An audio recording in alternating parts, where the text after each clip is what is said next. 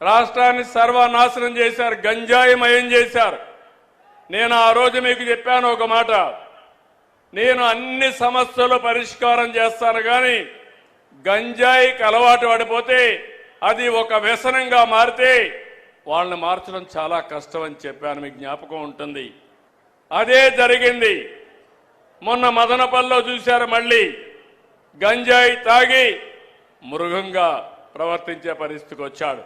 నేను ఒకే మాట చెప్పాను, ఎవడైనా సరే ఈ రాష్ట్రంలో మత్తు సేవించి తద్వారా మానవత్వాన్ని పోగొట్టుకుంటే ఆడబిడ్డల జోలుకొస్తే అదే మీకు చివరి రోజు అవుతుందని ఎన్నోసార్లు చెప్పాను.